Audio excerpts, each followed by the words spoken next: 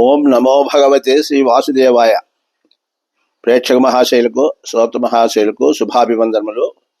మనము ఈ ఎపిసోడ్ నందు రేపు పాల్గొన మాసంలో పూర్ణమ నాడు, అంటే విశ్వావసునామ సంవత్సరం పాల్గొన శుద్ధ పౌర్ణమి, అంటే 3/3/2026 తేదీ మంగళవారం నాడు పాక్షిక చంద్రగ్రహణం మనకు కలుగుతోంది అనమాట.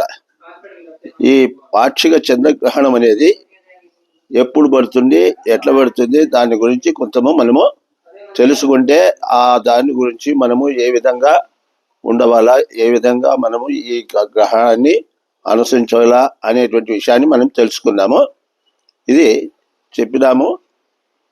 3/3/2026 తేదీలో మంగళవారం పాల్గొన శుద్ధ పౌర్ణమిలో జరుగుతుంది. అది సాయంత్రము మనకు 6:20 నుండి 6:40 వరకు మాత్రమే ఈ గ్రహణం ఉంది. ఇది చంద్రగ్రహణం అనమాట. ఇది పాక్షికంగా అంటే కొద్దిగా కనబడుతుందంటే, అంటే విడిచే సమయంలో మనకు కనబడుతుందంట. అంతకుముందు వేరే దేశాల్లో అంతా కనబడుతుంది, కానీ మనకు కనపడిన సమయం నుండే మనము దీన్ని అనుసరించవలసింది. అది సూక్ష్మంగా కనబడుతుంది. ఈ గ్రహణము సింహరాశి యందు కేతుగ్రహంతో కలిసి ఉన్నది కావున దీన్ని కేతుగ్రస్తోదయ చంద్రగ్రహణము అని అంటారన్నమాట. ఈ గ్రహణము పుబ్బా నక్షత్రం నందు ఏర్పడుతున్నది కావున సింహరాశి వాళ్ళందరికీ కూడా ఈ యొక్క సింహరాశిలో ఉండేటువంటి మఖ, పుబ్బ, ఉత్తర 1వ పాదం ఈ రాశి వాళ్ళందరికీ కూడా ఈ యొక్క గ్రహణ దోషం అనేది వర్తిస్తుంది. ఈ రాశి వారికి దోష పరిహారము, గ్రహణం పట్టినప్పుడు ముందుగా మనము వెండితో చేసినటువంటి ప్రతిమ ఏమంటే చంద్రుని ప్రతిమ చేసుకోవాలి. వెండితో చంద్ర ప్రతిబింబం తయారు చేసి దాన్ని బియ్యంలో పెట్టి తాంబూలము, పువ్వు, తర్వాత పూర్ణ ఫలం అంటే ఒకటి పీచు చీని నారికేళం దాన్ని తాంబూలంలో పెట్టి దేవుని అంద ఉంచి గ్రహణానంతరము లేదా గ్రహణం ముందైనా సరే దాన్ని పెట్టి వాటిని గ్రహణం అయిన తర్వాత ఒక బ్రాహ్మణికి స్నానం చేసి బ్రాహ్మణుకు దానం ఇస్తే ఈ యొక్క దోష పరిహారము సులభంగా నివృత్తి అవుతుంది. ఇక చేసేవాళ్ళు ఉంటే దానికి దోష పరిహారం ఇంకా కొన్ని ఎక్కువగా చేసుకునే అవకాశాలు ఉంటే చేసుకోవచ్చు. కానీ మిగతా వాళ్ళందరూ కూడా చిన్నగా చేసుకునేది, సింపుల్గా పోయేదానికి ఈ విధంగా చేసుకోవచ్చు. మనం సంపూర్ణ చంద్రగ్రహణమైన మనకు సాక్షికంగా కనబడుతుంది అనమాట. అనగా కేవలం సాయంత్రం 20 నిమిషాలు మాత్రమే ఇది మనకు కనిపిస్తుంది. కావున మనకు ఈ గ్రహణము చంద్రోదయ ప్రవేశ కాలంలో కనిపిస్తుంది అన్నమాట. చంద్రుడు ఉదయించే కాలం మనకు ఇది కనుక కావున ఆ కొద్ది సమయమైనా కూడా తప్పక మనము ఆచరించవలసి ఉంటుంది అన్నమాట. పట్టినప్పుడు 6:20 పట్టు స్నానము చేయవల్ల, తర్వాత 6:47 విడుపు స్నానము మనము చేయవలసి వస్తున్నది.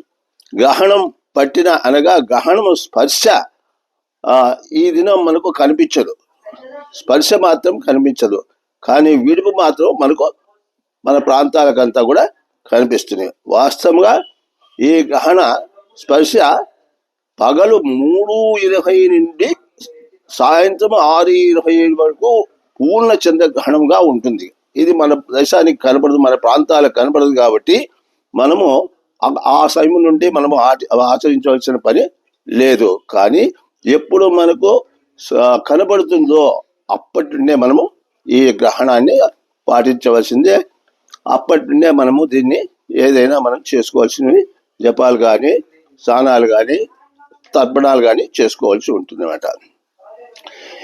ఇది పాక్షిక గ్రహణం కాబట్టి 3 రోజులు మాత్రమే శుభకార్యాలకు విడవలసి వస్తుంది. అంటే చతుర్దశి, పూర్ణమ, అమావాస్య, ఈ పాడ్యమి, బహుళ పాడ్యమి, ఈ 3 రోజులు ఈ ఈ చంద్రగ్రహణం వల్ల మనకు శుభకార్యాలు చేసుకునేందుకు వీలు. ఎట్లా చతుర్దశి చేసుకోము, పూర్ణిమ చేసుకోము, బహుళ పాడ్యం ఉంటుంది కాబట్టి ఆ పాడ్యం మాత్రము మనకు కనిపించదు అనమాట. తర్వాత ఈ మీకు ఇంతకుముందే చెప్పాము, ఈ గ్రహణం పట్టిన సమయంలో సముద్రాల్లో కానీ, నదుల్లో కానీ, కాలువల్లో కానీ, కొలంలో కానీ, లేదా చివరికి బావుల దగ్గరైనా కూడా స్నానాలు ఆచరించడము చాలా మంచిది. ఒకవేళ ఇవన్నీ అవకాశం లేనితో మనము ఇంట్లోనే మనకు చల్లనీళ్ళు ఉంటే చల్లనీళ్ళు, అది చాతగాని పక్షంలో ఉడుకు నీళ్లతో అయినా కూడా ఈ యొక్క స్నానంలో పట్టిన కాలంలో స్నానంలో గ్రహణం పట్టిన సమయంలో స్నానం చేయాలన్నమాట. తర్వాత కూడా స్నానం విడిచే సమయంలో కూడా ఈ స్నానాన్ని మనము చేయటం మనకు మంచిది.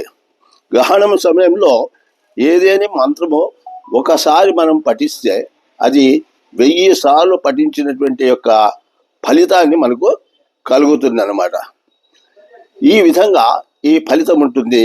మరి ఈ యొక్క గ్రహణ కాలంలో మనము శివపంచాక్షరి కానీ, నారాయణ మంత్రం కానీ, లేదా గాయత్రి మంత్రము, లేదా ఏదైనా పారాయణాలు, లలిత సహస్రనామావళి లేదా విష్ణు సహస్రనామావళి, సరి మీకు ఏది అనుకూలైతే ఆ యొక్క మంత్రాన్ని మీరు ఆ సమయంలో మీరు పఠించుకుంటూ జపించుకుంటూ పారాయణం చేసుకుంటుంటే చాలా మంచి కలుగుతున్నమాట.